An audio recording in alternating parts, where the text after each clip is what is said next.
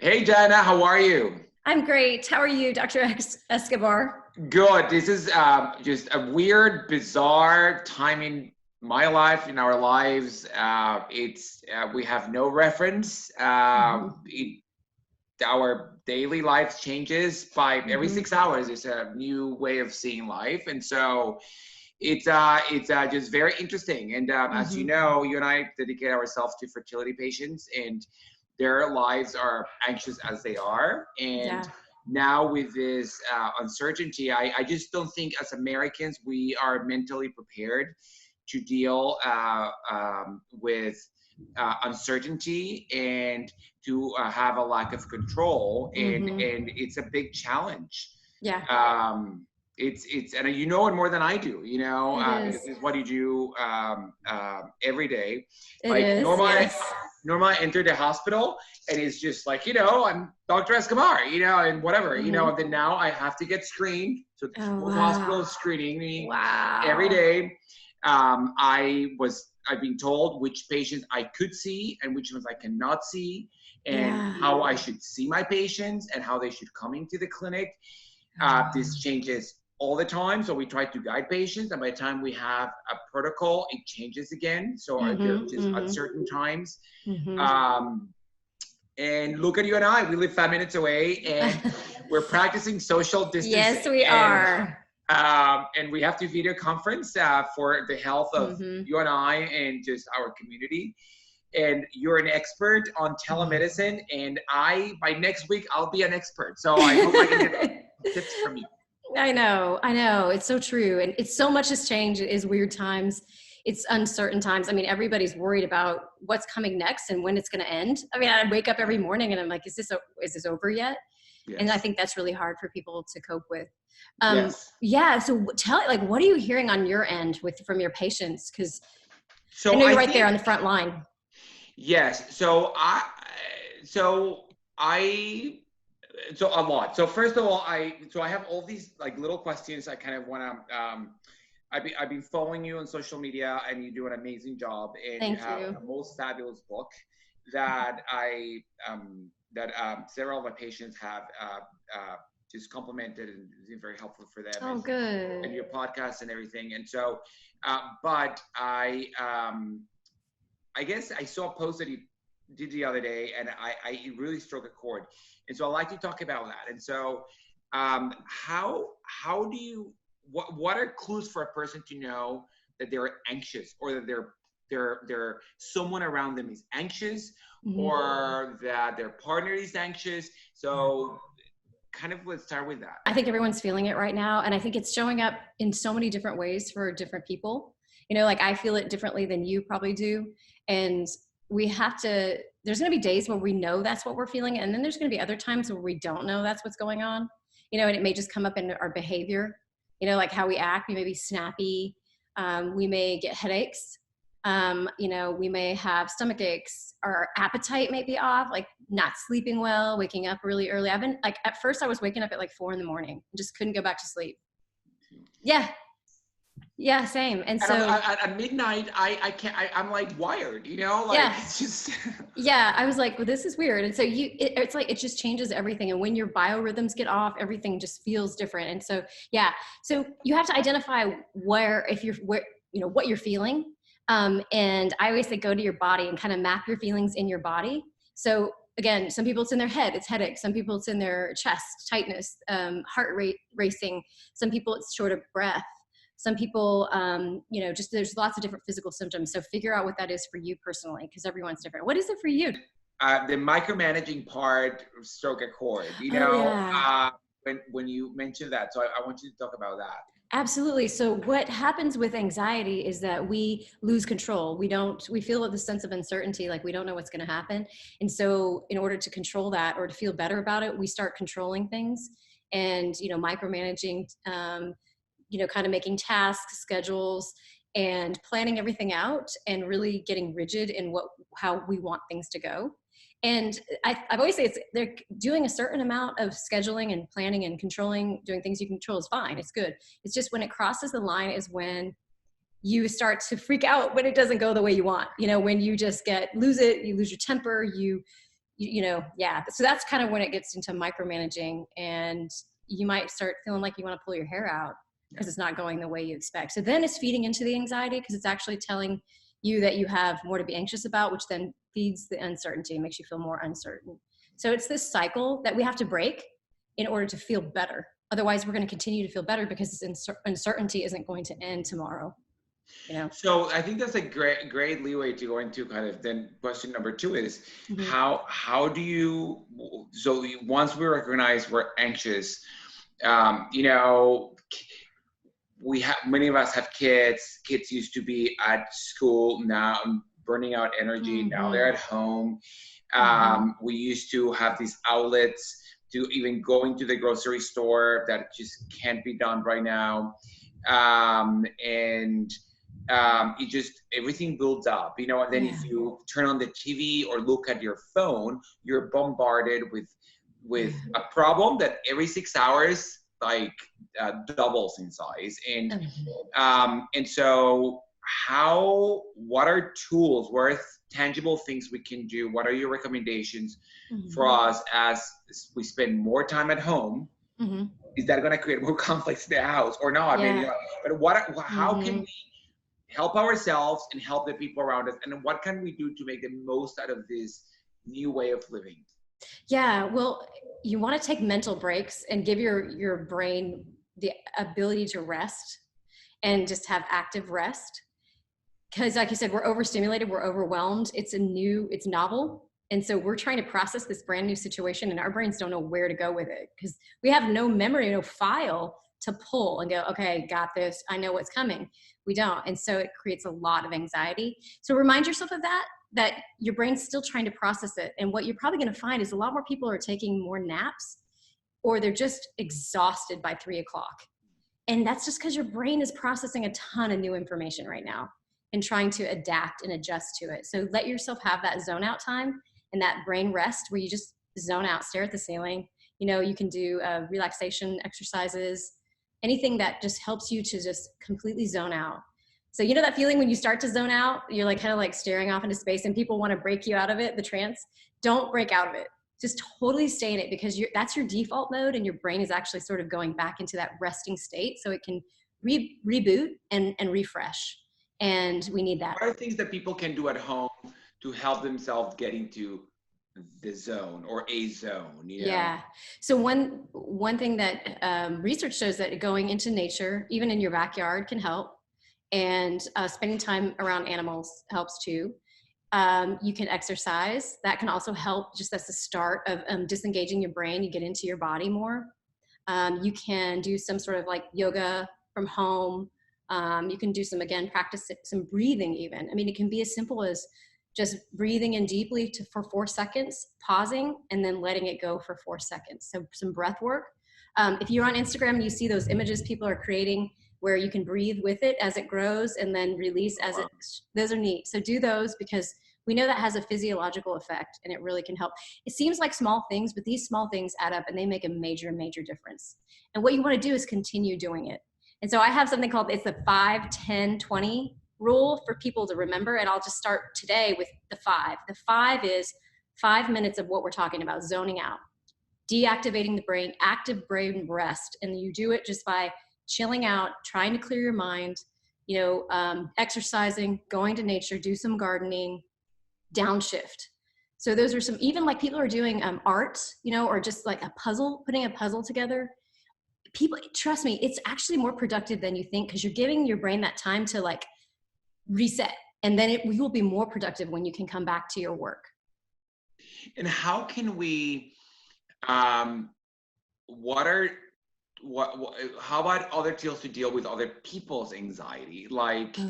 I went to, I haven't gone to a supermarket in 5 weeks and so 5 months, and it's embarrassing, but I hate the supermarket. I was like a kid in an empty candy store, it was empty. Right. But it was so much fun anyhow, and I still spent a lot of money buying unnecessary things that we'll never need. I'm grounded in my house forever for a long time. But I was doing surgery right before it, and so I had a surgical mask on, and I just wore a mask, face mask. Yeah. Not only to protect myself, but to protect people around me. And I think people are getting more used to that. I wasn't the only person, but I do think that it kind of, you could tell in some people it can strike a chord. And I don't even know if someone said something or not. I just kept walking. But how do we deal with that? The tension that people have around us. And they may snap, they may say something. And so both at home and outside of the house, how do we deal with them? Yeah. So you got to remove yourself, take mental breaks. Again, for yourself. So that may mean that you go to another room for a little bit, do your breath work, take some deep breathing and just kind of reset. And just, it's amazing how we can, if we just put our feet on the ground and take a deep breath and just imagine everything is just going to the ground, that we can just sort of let it go and reset.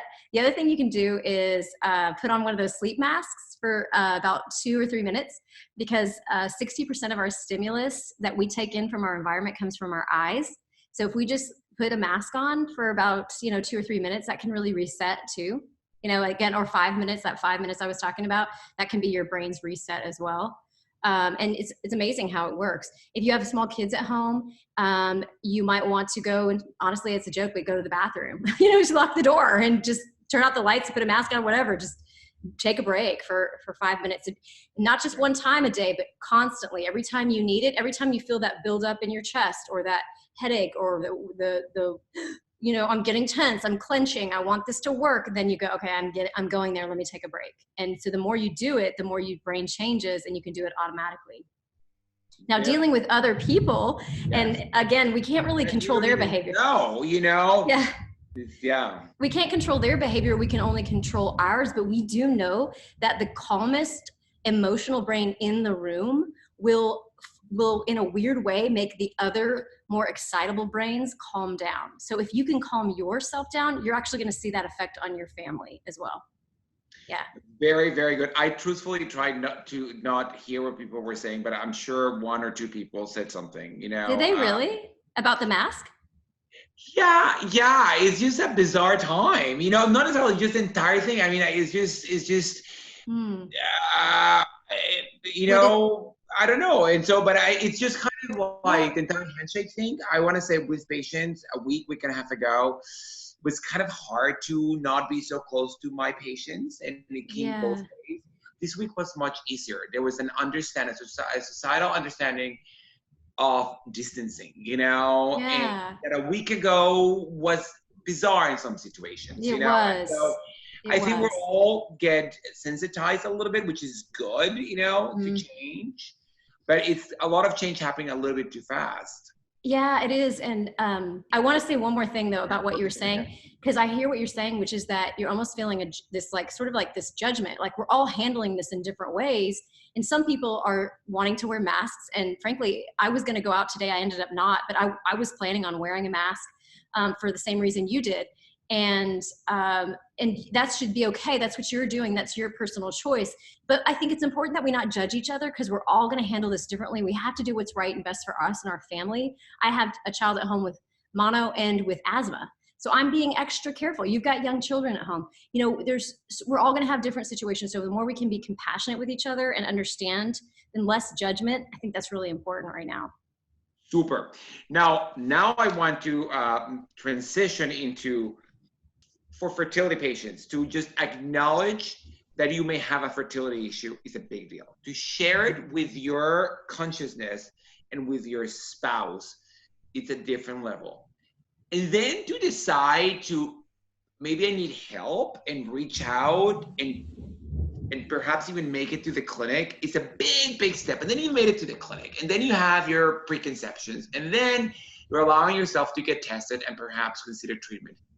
And after everything you've gone through, you've decided on a treatment, and you've sat down with me, and we've had it planned, but also we've had a schedule, a calendar. I mean, it cannot be more precise than that, okay? You spent your money, you've worked out your vacations, your absence from work to come to the clinic, and you've gathered all your strength and your resources for that. And then all of a sudden, the coronavirus comes, and the ASRM, which is American Society of Reproductive Medicine, comes. with extremely strict guidelines, basically said that we can, in America, we can only finish the cycles already started, with the exception of embryo transfers that we shouldn't do. And we should not start any other cycles, and only do surgeries that are urgent. And it's very difficult to qualify a fertility patient needing surgery as an urgent surgery, an ectopic pregnancy, of course, but not much. So, but you know that to your patients and my patients, fertility patients, and to us, their condition, infertility, is not a choice, is not it's really probably the most, or one of the most important needs in that person's life right now. So, but in the on paper, it sounds like a choice, you know, like a non-urgent matter. So when you have these very definite guidelines, so it's not only like, okay, we're changing my plan, that's very difficult, but then it's also maybe you can start planning for gearing up back on after that. But we all now have learned that our new normal is that whatever plan we make, it may change again, you know. So I really, really want to hear what you have to say about how to process that. How do patients hear these news from us providers, and should we expect as providers, as our patients should react, and how can patients see how they're going to process that information, and how can they take that as they move forward? Yeah, patients are definitely going to be experiencing almost like the stages of grief, but not not necessarily in any order. But they're going to have major, it's going to be shock at first, and you're going to be denial, and this isn't happening, this can't be real, and anger at how could they do this, and this is ridiculous, they're overreacting, all these kinds of thoughts and feelings, right, about anger, and then the sadness and just despondency, just feeling depressed that you have no control over this and there's nothing you can do. And that is it's a hard feeling. I think patients, you want to understand that you're going to be feeling this and going through this. Know it's normal. First of all, know that these are normal feelings, and know that that's part of grieving, but that you can, just because you're grieving doesn't mean you're going to stay there, that you will come out of this will end and things will change and start up again, and you can have that sense of control. So now, during this uncertainty, this pause, let's call it a pause, it's kind of a euphemism, but I'm sure patients don't feel like it's pause. They probably have other other not so nice words to say about it, but and I understand. But this is a time to really practice acceptance of what is today. So day by day, one day at a time. Like, I call it future trip. And I don't call it, somebody else named it, but future tripping is when you get out in the future and you say, okay, what if this, if March, then my date will be here. And then you start doing your calendar starting in March 30th. Well, then March 30th comes and there's another change. It rattles you again. So just take one day at a time and accept what it is today, knowing that tomorrow may change. It may change in a positive direction. We don't know. We just know that this is what is today. And that's about acceptance. And the more we can practice acceptance, how we accept things is by not future tripping, by not getting out in our thoughts. And how we do that is by these mindfulness techniques I was telling you about. So like 10 minutes of maybe trying to do some yoga, 10 minutes of just trying to clear your mind, go for a walk and just stare at the trees, try. I know people are like, that's really hard, I can't clear my mind. So then try some, get on like an app and do a visualization technique for 10 minutes a day, and just try that. And so you're basically, you're training your mind to let go of those thoughts about the future. You're just training it to let go. You do have control over your thoughts. You have to start by thinking about what you're thinking. I mean, it's so meta. It's right. It's very meta, but you can do it. We all can do it. Yeah. That's why we're pretty, advanced as a species, is because we can do that. So, just start paying attention to your thoughts and give yourself that, carve out that time. You have some now to start doing some visualizations. I have some free ones up. You can, my link in my bio on Instagram, you can do those on SoundCloud for free. Do one that works for you. You can start with 1 minute, you can go all the way up to 20. And there's for different, my Instagram, so you can find me on all the social media platforms at. I will tag you, but so you can. Yeah, Jana Rupnow LPC. So LPC stands for Licensed Professional Counselor, and my name is spelled JANARUPNOW, LPC. So that you can find me there. I'm going to actually also post up a meditation where I teach you how to do it. And it's like, this is like beginner's meditation. And that's, my son's working on it now, and I'm going to post that up really soon. So you can go there if you've never done this before, and you can try it. And listen, I get it. When I first started doing meditation back in 2014, I sat down to do a visualization exercise. It was 3 minutes. I think it was a minute long that my mentor recommended to me. I couldn't even make it through that. I couldn't make it through. I was like, no, I'm not doing this. I can't do this. I can't sit still. But he encouraged me to keep practicing it, and I did. And the more I practiced it, the easier it got and the better I got at it. And I was able to just engage that, what we call the relaxation response. That's the relaxation response. I was able to engage that anytime. Now I can engage it anytime I want because I've trained my brain to do it. So it takes some practice, but just keep doing it. So Jana, so how does a patient or a person or anyone, when should they reach out to a specialist like you, a professional like you? Like when should they say, you know what, maybe I should reach out. Maybe I could get some tools. I mean, I do have patients that are extremely competent. Most of my patients, I mean, they have everything, and that's why they want to grow their family. But just because you're well educated and you have everything doesn't mean that you have the tools to process a lot of this and the guidance. And just because your spouse is amazing doesn't mean that they have the best skill set to help you, you know. So at what point should they reach out to you? If they are feeling like they have nobody to talk to, if they're feeling really extreme feelings of depression and sadness and kind of hopelessness, definitely it's a time to reach out and schedule a consult or a counseling session. You can do telecounseling easily on video like this, or even just on the phone. If you don't want to do face-to-face, you just want to stay in your PJs and your messy hair, and just no pressure. But just to have somebody to listen to what you're feeling and to give you that hope and that encouragement again. I think we all need that when we're discouraged. We need to hear from someone else who's in a different place. And so definitely if you're feeling any of those feelings, reach out and give yourself that help right now in that time. Because I tell you what, when people, they always say that the therapy or counseling works best for people who need it least, which basically means that, you know, people think they should go to counseling when something's wrong with them. No, go to counseling to just level up your life, because you can learn some amazing skills. I mean, I tell my patients, look, do you think a football player, professional football player, a basketball player or president get there where they are? No, they all need these people to help them out. You need that help to go to the next level. You do. And if you are to have the mental capacity to organize your life and your thoughts and everything around you, the people around you, you need some tools. And we're not all born with them, and at all times we don't have them. And so it doesn't mean that someone, in my view, has to be completely clinically depressed, but I think there are tools that can be very helpful to deal with infertility, and definitely during these times for seriously. Oh yeah, I mean, you could reach out, you're right, those are kind of more the if you're really feeling bad, definitely call it. But you can do this even if you're feeling snappy, edgy, anxious, you've put it off, you've thought about it in the past 2 years, but you just haven't done it yet. Do it now. This is your pause. This is your time to do it. So there's so many reasons. It doesn't have to be any of these other reasons, these more extreme reasons that I explained. So you just want to learn a new skill on how to stay more patient with your spouse, or that you and your spouse can communicate better. I do this test. It's a great personality test I have my couples take, and it's called the Enneagram. And you can actually, anybody who's watching, go out and take it right now on the Enneagram Institute. And you learn what your personality is, what number. Everybody has a number, and it's no good or bad personality, it's just who you are. And it really helps people to learn each other and have better relationships with each other. So if you're spending more time together, getting on your nerves, it's time to learn more about each other.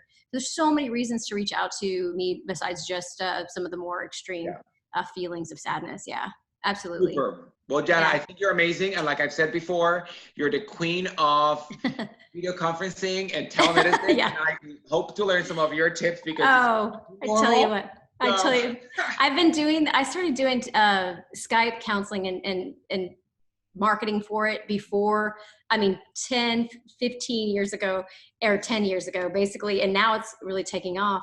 I do want to say, just we are on our phones now, we're on our TV. So when we're looking at, I have that 5, 10, 20 rule. So 5 minutes of zone out, just decompress, put the mask on, reduce stimulation. 10 minutes of some sort of a mind clearing, a meditation, yoga activity. And then 20 minutes is the most important one. This is the hard one for many people, but 20 minutes is 20 minutes of no screen time, no news, no media, nothing. Oh, yeah. 20 minutes a day of no screen time. And that challenge, that can be liberating too, because if you just unplug from that for a bit, it can release a lot of pressure and stress. So it's been awesome, Jana. So great. Thank you so much. Absolutely. It was great. And I'm sure we'll meet again. Yeah, and reach out to me if you want to schedule a request appointment. You can do that on Instagram. You can also go through the link in my bio. You can also go to my website, janarupnow.com, and request appointment online, and then I follow up with you with an email. So I'm here for you. Thank you, Jana. Thank you so much. All right. Take care. Take care. Bye-bye. Bye.